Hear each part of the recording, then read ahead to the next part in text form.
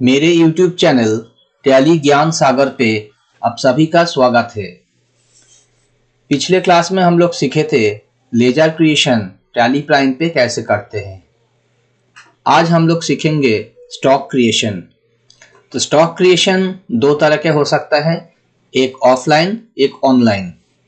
तो पहले हम लोग सीखेंगे, अगर हम लोगों के पास कोई स्टॉक का पेपर, कोई स्टॉक का चार्ट नहीं है तो इंटरनेट के हेल्प से कैसे हम लोग स्टॉक कॉपी करके टैली पे पेस्ट कर सकते हैं।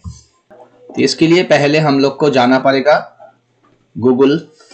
यहाँ से हम लोग एक वेबसाइट ओपन कर लेते हैं। यहाँ पे लिखते हैं हम अमेज़न।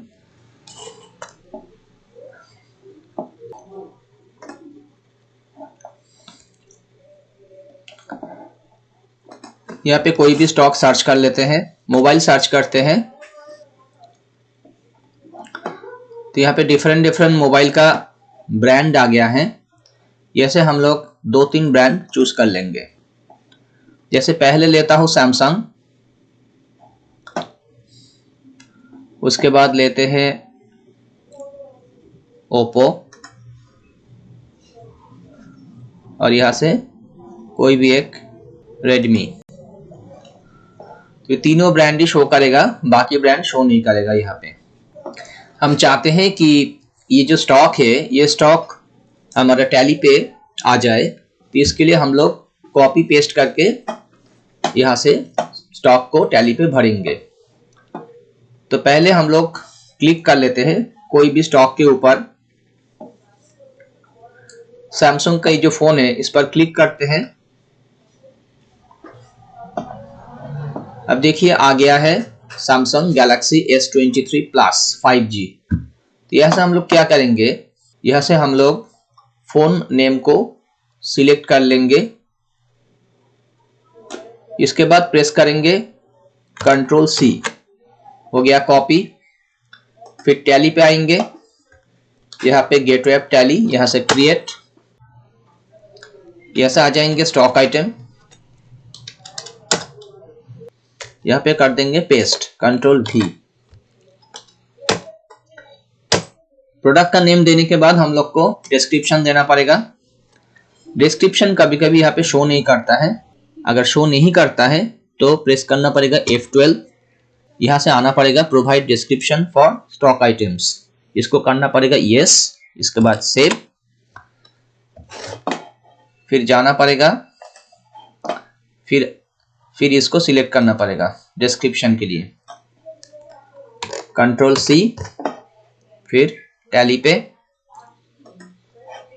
Ctrl+V। इसके बाद इसका अंडर क्रिएट करना पड़ेगा। मोबाइल का जो ब्रांड नेम है उसी को अंडर में लिखते हैं, Ctrl+A। उसके बाद कैटेगरी क्रिएट कर लेते हैं।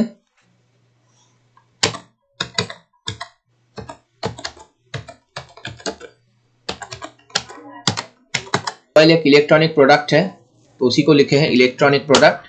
इसके बाद Ctrl+A, इसके बाद यूनिट यहाँ पे बना के रखे हैं PCS।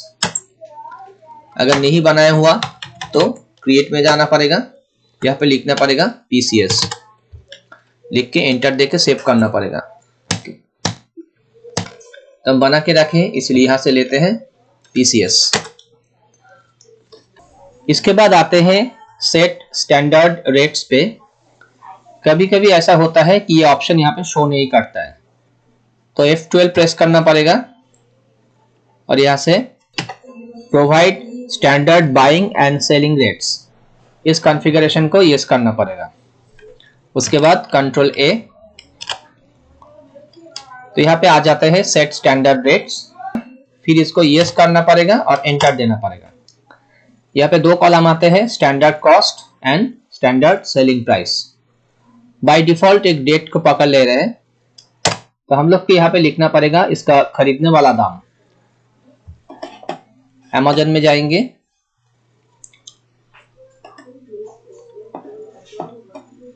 यहाँ पे इसका सेलिंग प्राइस शो कर रहा है, इस दाम पे अमेज़न सेल कर रहा है।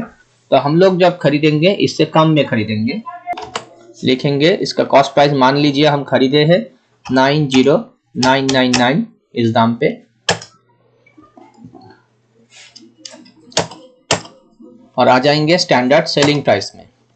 सेलिंग प्राइस में जो दाम ऑनलाइन में दिख रहा है वही लिख देंगे 94999।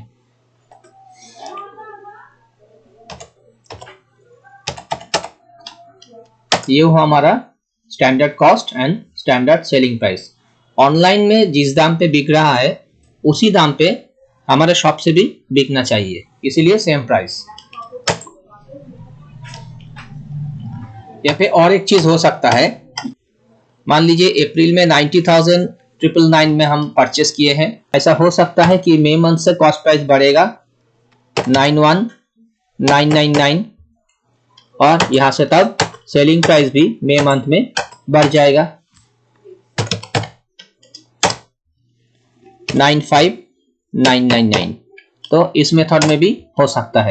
मंथ वाइज प्राइस अगर हम लोग सेट करके रखेंगे, जब परचेस करेंगे परचेस वाउचर में ऑटोमेटिक कॉस्ट प्राइस कॉपी हो जाएगा, और जब सेल वाउचर बनाएंगे तो अब यहाँ से ही सेल वैल्यू भी कॉपी हो जाएगा। तो ऐसे भी हम लोग कर सकते हैं। इसके बाद आते हैं कॉस्टिंग मेथड। यहाँ पे by default costing method average cost लेते हैं। यहाँ पे डिफरेंट ऑप्शन है, तो डिफॉल्ट एवरेज कॉस्ट ले रहे हैं, अभी हम लोग इसी को रखते हैं। इसके बाद आते हैं मार्केट वैल्यूएशन मेथड। यहाँ पे भी डिफरेंट ऑप्शंस है, यहाँ से कोई भी ऑप्शन ले सकते हैं, उस बेसिस पे सेल होगा। तो अभी हम लोग एवरेज प्राइस ही ले लेते हैं। इसके बाद आते हैं एमआरपी, सेट और ऑल्टर एमआरपी डिटेल्स। ये ऑप्शन अगर यहाँ पे शो नहीं कर रहा है तो F12 प्रेस कीजिए और आ जाइए प्रोवाइड एमआरपी डिटेल्स, इस ऑप्शन को यस कर दीजिए और कंट्रोल A। उसके बाद इसको करना पड़ेगा यस। यहाँ पे भी F12 प्रेस करिए और इस ऑप्शन को भी यस, स्टेट वाइज।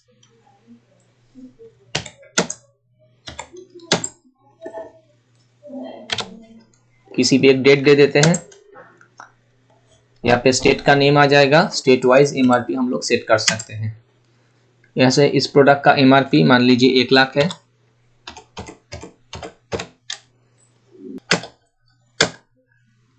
इसके बाद आते हैं opening balance.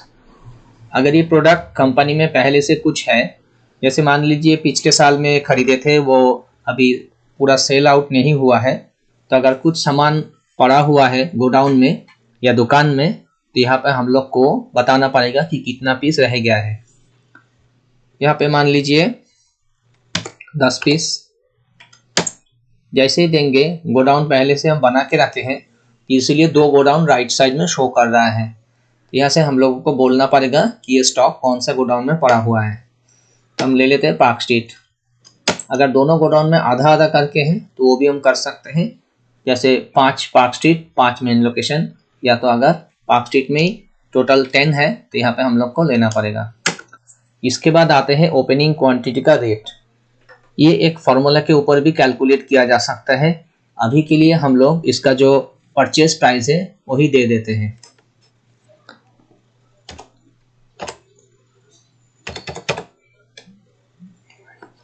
Total value calculate हो गया। इसके बाद इसे करते हैं सेव। तो एक स्टॉक हमने बना लिया, एक और बनाते हैं। इस बार लेते हैं रेडमी का। पहले इस नेम के ऊपर क्लिक करते हैं। प्रोडक्ट का जो नेम है रेडमी A1, इसको करते हैं सिलेक्ट। इसके बाद कंट्रोल C, आते हैं टैली पे, कंट्रोल V, तो नेम कॉपी हो गया। इसके बाद डिस्क्रिप्शन पे आते हैं।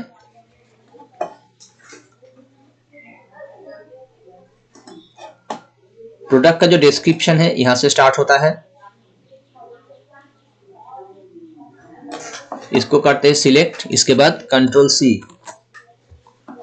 टैली पे आते हैं, यहाँ पे करते हैं पेस्ट, कंट्रोल V। इसके बाद इसका अंडर, ये रेडमी का है तो क्रिएट कर लेते हैं अंडर,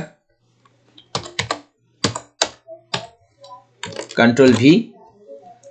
इसके बाद कैटेगरी, मोबाइल फोन एक इलेक्ट्रॉनिक प्रोडक्ट है तो यहाँ से इलेक्ट्रॉनिक प्रोडक्ट सिलेक्ट कर लेते हैं। इसके बाद इसका यूनिट यहाँ पे आ जाएगा पीसीएस।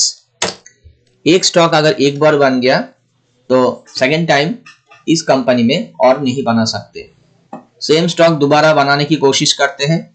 रेडमी A1 को सिलेक्ट करते हैं, कंट्रोल C, टैली पे आते हैं, यहाँ पे पेस्ट करते हैं, कंट्रोल V, एंटर करते हैं तो राइट कॉर्नर में मैसेज देता है नेम ऑलरेडी एग्जिस्ट। इसका मीनिंग है इस कंपनी में अगर एक बार एक स्टॉक हो गया तो वही स्टॉक दोबारा नहीं हो सकता। तो मैसेज दे रहा है नेम ऑलरेडी एग्जिस्ट, इसीलिए डिफरेंट नेम टाइप करना पड़ेगा।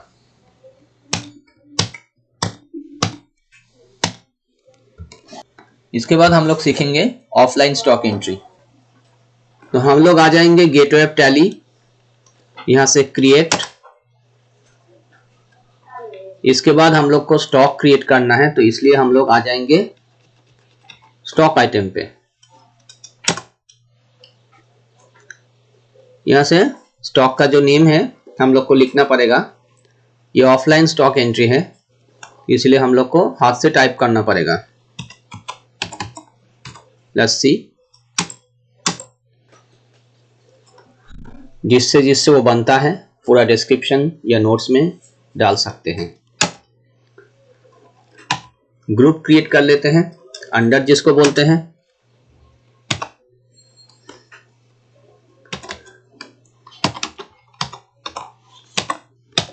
Item, food item, category beverage,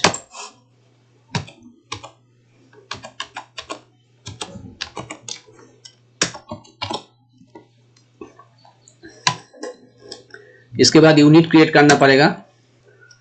unit बना लेंगे,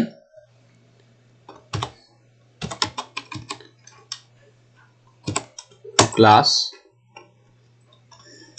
फॉर्मल नेम जरूरी नहीं है, सिंबल में हम लोग ग्लास लिख दिए हैं। यहाँ पे ग्लास का कोई यूक्यूसी नहीं मिलेगा तो हम लोग को क्रिएट करना पड़ेगा।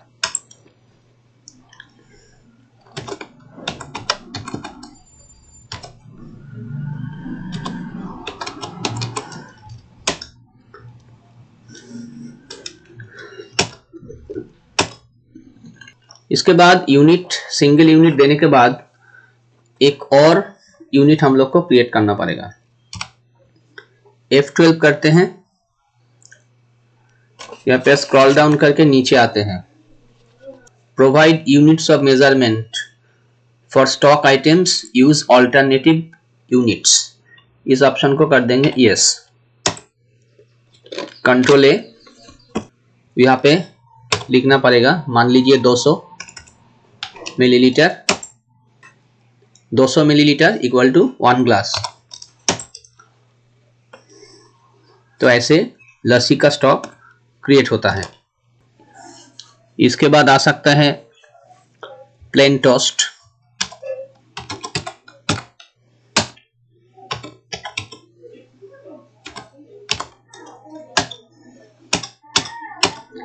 अंडर दे देंगे फूड आइटम, कैटेगरी दे देंगे। कैटेगरी क्रिएट करना पड़ेगा, सैंडविचेस एंड टोस्ट, उसको लिखना पड़ेगा।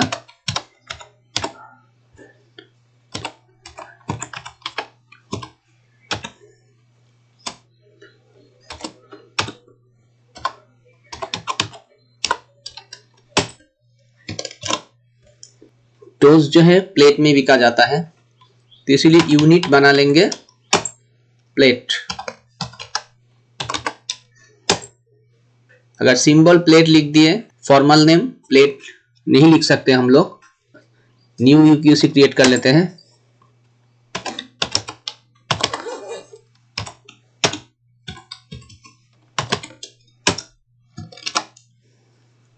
ऑल्टरनेट यूनिट हम लोग को देना पड़ेगा पीस। तो यहाँ पे बोल देंगे एक प्लेट में कितना पीस सर्व किया जाता है, 4 पीस मान लीजिए, 4 पीस इक्वल टू 1 प्लेट। तो ऐसे हम लोग प्लेन टोस्ट का स्टॉक बना सकते हैं। इसके बाद आते हैं वेज थाली। वेज थाली है स्टॉक का नाम, उसका डिस्क्रिप्शन देना पड़ेगा। वेज थाली में क्या क्या सर्व किया जाता है हमने डिस्क्रिप्शन में लिख दिए हैं।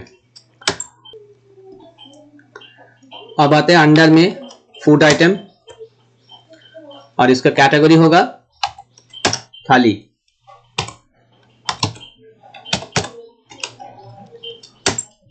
अंडर प्राइमरी रहेगा। थाली का यूनिट प्लेट ले लेते हैं, ऑल्टरनेट यूनिट नहीं लगेगा, तो ऐसे बन सकता है वेज थाली का स्टॉक। आज का क्लास में हम सिखाए कैसे ऑनलाइन एंड ऑफलाइन स्टॉक बनते हैं। आज का क्लास अगर अच्छा लगा इस वीडियो को लाइक कीजिए, दूसरों को शेयर कीजिए ताकि वो लोग भी सीख सके।